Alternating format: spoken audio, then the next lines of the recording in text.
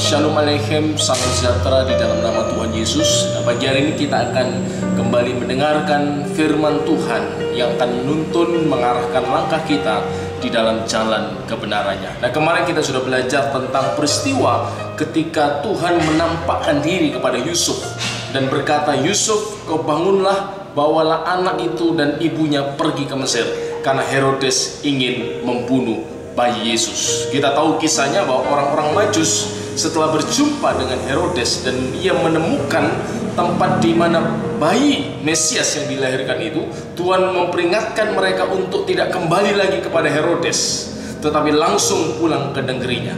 Nah, di sini kita melihat ada peristiwa yang indah, yang luar biasa. Ada kebenaran yang ingin Tuhan nyatakan lewat narasi penyingkiran ke Mesir, bahwa sesungguhnya Allah itu mengetahui pergumulan umatnya.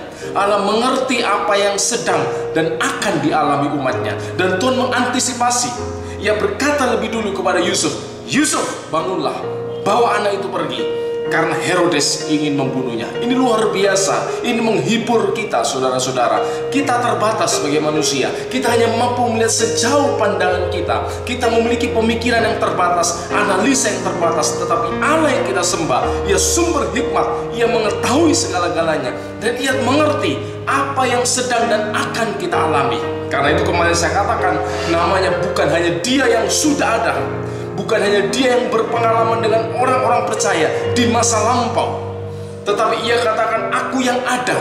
Artinya ya, hari ini Ia ingin berkarya di tengah-tengahmu. Hari ini Ia ingin berjalan bersama engkau. Pertanyaannya, maukah kita berjalan bersama Allah?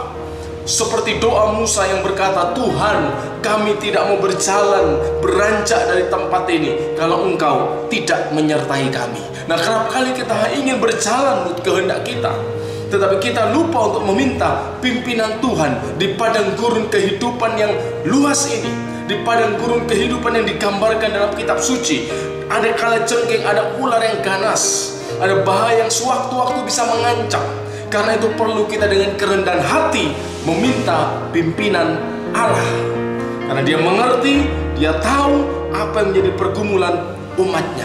Kita juga belajar tentang keteladanan Yusuf, seorang yang memiliki penyerahan total kepada Allah. Walaupun mungkin dalam benak Yusuf ada pertanyaan, kalau memang Yesus itu juru selamat yang dijanjikan, iya kan? Kenapa kami harus melarikan diri dari Herodes? Seharusnya Tuhan mampu melawan Herodes. Seharusnya Tuhan mampu menyatakan pembelaannya secara supranatural, secara adikodrati. Nah, ini kerap kali yang menjadi keinginan kita, ini yang menjadi mau kita.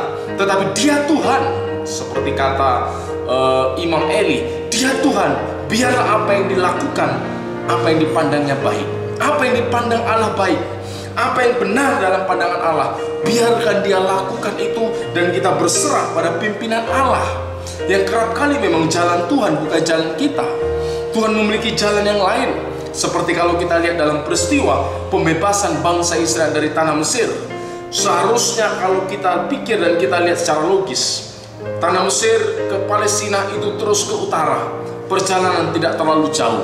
Tetapi kalau kita melihat rekaman perjalanan bangsa Israel dari tanah Mesir ke tanah Kanaan, Tuhan memimpin mereka semakin jauh melalui selatan, yang seharusnya terus ke utara bisa sampai ke tanah Kanaan lebih cepat. Tetapi Tuhan memilih jalan memutar ke selatan, seolah-olah semakin jauh dari tujuan, seolah-olah semakin jauh dari mimpi tanah perjanjian itu yang penuh dengan susu dan madunya. Tetapi realitanya kadang Tuhan membawa kita ke tempat, ke kondisi di mana itu jauh dari apa yang kita harapkan, jauh dari mimpi-mimpi kita.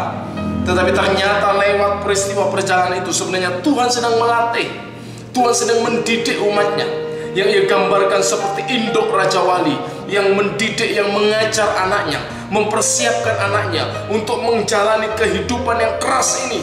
Sewaktu-waktu engkau bisa menghadapi badai, anakku, tetapi kalau engkau terlatih sebagai anak Raja Wali, engkau sanggup terbang mengatasi badai. Demikian juga Tuhan ingin setiap anak-anaknya memiliki mental yang teguh, mental yang kuat sebagai anak-anak Allah di tengah dunia yang keras ini, dunia yang sudah jatuh ke dalam dosa ini, dunia yang tidak mau takluk kepada hukum Allah ini.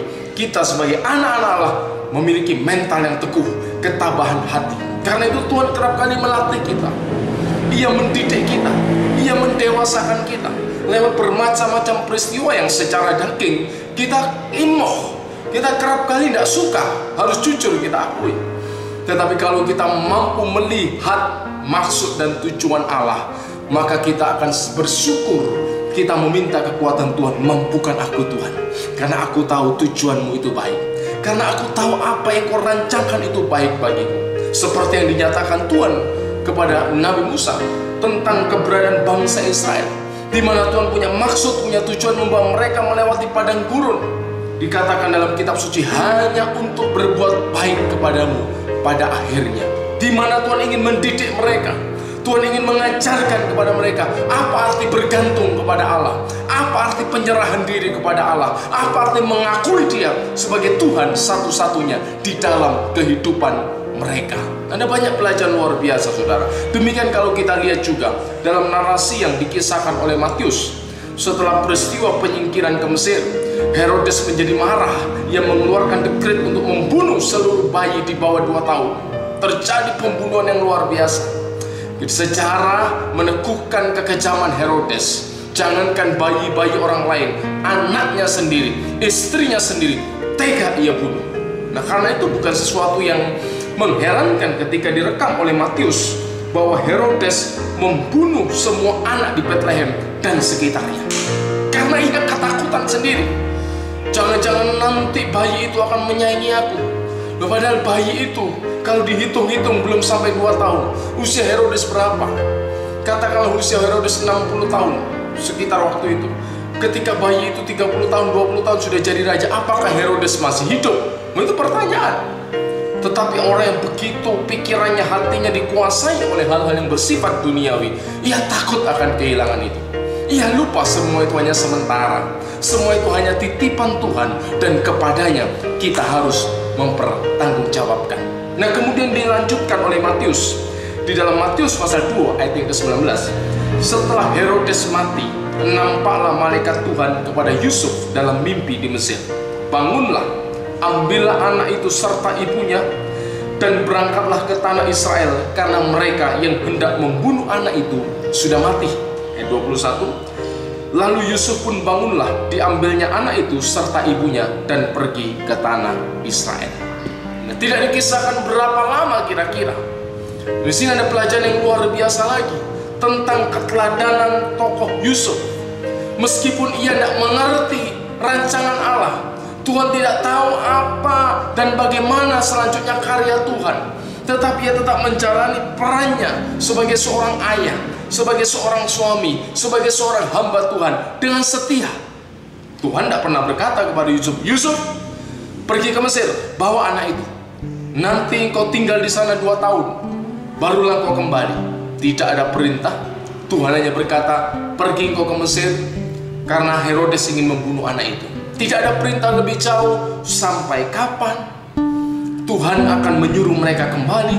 Tetapi Yusuf dengan taat, dengan penyerahan diri seutuhnya, dengan percaya total kepada Allah, apa yang menjadi pimpinan Tuhan, sampai tiba waktunya Tuhan memberikan petunjuk lebih jauh kepada Yusuf. Yusuf, bangunlah, bawa anak itu pergi kembali, sebab Herodes sudah mati. Nah, kita belajar dari keadaan Yusuf, bagaimana ia setia menantikan pimpinan Tuhan. Walaupun mungkin terasa lama, walaupun mungkin tak kunjung tiba hari yang dinanti. Hidup di tempat yang asing itu sesuatu yang tidak mudah, saudara. Kita bisa membayangkan kalau seandainya kita diminta pergi ke suatu tempat yang asing bagi kita, hanya untuk sementara, dan kita tidak tahu sampai kapan, dengan kondisi ekonomi kita yang pas-pasan, dengan keberadaan kita yang serba cukup mungkin, walaupun Tuhan sudah mempersiapkan sebenarnya. Begitu luar biasa pemeliharaan dan pimpinan Tuhan. Tuhan pakai orang-orang Majus itu dengan persembahan-persembahan mereka yang bisa dipakai untuk membiayai kehidupan bayi Yesus dan keluarga Yusuf selama di Mesir. Ini luar biasa, saudara, karya Tuhan. Karena itu jangan pernah ragu, amin. Jangan pernah takut akan hidupmu. Tuhan memelihara kita, Tuhan menjamin hidup kita, sementara kita berserah penuh kepada Allah, sementara kita melakukan bagian kita untuk taat dan berserah kepada kehendak Allah. Ini yang bisa kita lihat, ini yang bisa kita pelajari dari tokoh Yusuf. Dari peristiwa pernyataan Tuhan kepada Yusuf untuk membawa kembali bayi Yesus. Yang kedua, apa yang bisa kita pelajari dari peristiwa ini? Kalau saudara memperhatikan, membaca sejak Matius pasal yang pertama, Matius pasal yang kedua, dan saudara bisa membaca nanti dalam Matius pasal 3, pasal 4, selalu ada ungkapan khas dari penulis Injil Matius. Seperti misalnya di dalam ayat yang ke-23, setibanya di sana, ia pun tinggal di sebuah kota yang bernama Nazaret. Maksudnya setelah Yusuf membawa bayi Yesus dan Maria kembali ke Yudea, ke Palestina, mereka tinggal di sebuah kota yang bernama Nazaret. Hal itu terjadi, perhatikan, hal itu terjadi supaya genaplah firman yang disampaikan oleh nabi-nabi bahwa ia akan disebut orang Nazaret. Ada perhatikan ungkapan, hal itu terjadi supaya genaplah firman yang disampaikan oleh nabi-nabi. Kalau kita mundur lagi ayat 17, dengan demikian genaplah firman yang disampaikan oleh Nabi Yeremia. Kita mundur lagi ayat yang ke-15, dan tinggal di sana hingga Herodes mati. Hal itu terjadi supaya genaplah yang difirmankan Tuhan oleh Nabi, dari Mesir kupanggil anak. Anda bisa temukan pernyataan yang serupa di dalam ayat-ayat lainnya. Apa yang disampaikan bahwa Kristus di dalam hidupnya hanya diabdikan semata-mata untuk melakukan kehendak dan firman Allah. Ini pembelajaran yang luar biasa untuk diteladani dan dicontoh oleh umat Allah. Di dalam kemanusiaannya, Yesus menjalani hidupnya hanya untuk melakukan dan menggenapi firman Tuhan. Dan ini menjadi pola hidup orang percaya. Tuhan ingin di dalam hidup kita, kita abdikan hanya untuk menggenapi dan melakukan firman Allah. Sesuatu yang memang tidak mudah, harus kita akui. Menggenapi, melakukan firman Allah itu bukan hanya sesuatu yang menyenangkan hati kita. Kalau kita bandingkan pernyataan surat Ibrani pasal yang ke-10. Dalam Ibrani pasal yang ke-10, di sana dikatakan demikian, ayat yang ke-7, nubuatan tentang Sang Mesias. Lalu aku berkata, sungguh aku datang. Maksudnya ketika Mesias itu menjadi manusia, firman berinkarnasi, Kalimatullahul mutajassa. Dalam gulungan kitab ada tertulis tentang aku, untuk melakukan kehendak-Mu ya Allah. Aku datang sesuai dengan yang tertulis di dalam gulungan kitab, untuk melakukan kehendak-Mu ya Allah. Demikian juga kita hidup dalam dunia ini. Tuhan ingin, Tuhan mau untuk melakukan kehendak-Mu ya Allah. Dan kehendak Allah itu tidak semua cocok dengan daging dan kemauan kita. Kita diciptakan memiliki kehendak bebas. Itu karunia Allah yang besar dalam hidup kita. Kita tidak diciptakan seperti robot. Tuhan menciptakan kita memiliki kehendak bebas, di mana kita bisa memilih untuk taat kepada Allah atau untuk menuruti keinginan kehendak kita sendiri. Tetapi Tuhan ingin kita menuruti dan taat kepada kehendak Allah, karena kehendak Allah itu baik bagi kita. Nah, ini pilihan saudara. Yang pernah saya sampaikan beberapa waktu yang lalu, bahwa hidup ini pilihan. Dan Tuhan ingin pilihlah sesuatu yang benar. Dikatakan aku datang untuk melakukan kehendak-Mu ya Allah. Tidak selalu kehendak Allah itu sesuai dengan keinginan kita, karena firman Tuhan katakan keinginan daging itu kontras dengan keinginan roh. Kerap kali kita cenderung untuk melakukan keinginan daging, sementara kita masih tinggal dalam tubuh darah dan daging ini. Karena itu perlunya senantiasa kita menjalin persekutuan dengan Allah, minta kekuatan Tuhan, berjalan dalam kerendahan hati. Tuhan, mampukan aku untuk aku memilih kehendak-Mu daripada memilih kehendak-Ku yang kontras dengan kehendak-Mu Tuhan. Ini sebuah pilihan saudara. Dan Kristus dalam kemanusiaannya, Ia memberikan teladan, Ia memberikan contoh bahwa hidup ini yang terutama harus diabdikan untuk melakukan kehendak Allah. Tidak mudah memang. Kalau kehendak Allah itu isinya blessing, isinya sesuatu yang menyenangkan daging, begitu mudah kita katakan haleluya, puji Tuhan, Tuhan Yesus baik. Tetapi kalau kehendak Allah, firman-Nya itu tidak menyenangkan, itu mengoyak daging kita, seperti firman Tuhan kepada Abraham, bawalah anak yang kau kasih itu, yakni Ishak, persembahkanlah ia di bukit yang aku tunjukkan kepadamu. Sesuatu yang tidak menyenangkan bagi kita maunya Secara kedagingan Abraham lebih senang kalau dengar, "Hai Abraham, akulah Tuhan Allahmu, aku akan memberkati engkau, aku akan membuat namamu masyhur, aku akan menjadikan engkau sumber berkat bagi bangsa-bangsa. Siapa yang mengutuk engkau akan dikutuk, siapa yang memberkati engkau akan diberkati." Wow, luar biasa. Kita mau mendengar berkat semacam ini, kita mau hidup menggenapi firman Allah yang semacam ini Tuhan. Tetapi Tuhan ingin kita menggenapi firman-Nya dalam arti kita taat pada firman-Nya, bukan hanya ketika firman itu cocok sesuai dengan hati kita. Sehingga ada banyak orang di dalam kitab sucinya diwarnai dengan stabilo, warna-warna yang indah-indah, iya kan? Dengan merah, kuning, hijau, ayat-ayat yang cocok, yang sesuai dengan hati mereka, yang isinya blessing. Misalnya, "Aku akan membuat engkau besar, memperluas daerahku." Wah, seperti doa Yabes, doa yang tidak salah. Tetapi ada bagian-bagian lain dalam kitab suci yang Tuhan ingin kita menggenapi firman-Nya. Seperti misalnya, "Barang siapa yang jadi muridku, ia harus menyangkal dirinya dan memikul salibnya." Maukah kita mewarnai ayat yang ini untuk kita kemudian berkata, "Ya Tuhan, aku mau menggenapi firman-Mu. Ya Tuhan, aku mau melakukan firman-Mu." Yesus dalam hidupnya, sejak awal kelahirannya, dalam pelayanannya, dalam kematiannya, sampai kebangkitan dan kenaikannya, hidupnya hanya diabdikan untuk melakukan kehendak Allah di dalam firman-Nya. Dan itu sebuah keteladanan hidup bagi orang percaya. Dan Tuhan ingin ikutlah teladanku. Dalam kitab Petrus dikatakan, Ia telah meninggalkan teladan bagi kita untuk kita ikuti. Dan kiranya kita sebagai murid-muridnya, karena Kristianois, orang-orang Kristen, pengikut Kristus, artinya adalah orang yang mencontoh, orang yang meneladani Kristus. Tentu kita belum sempurna, kita terus belajar, kita terus diproses.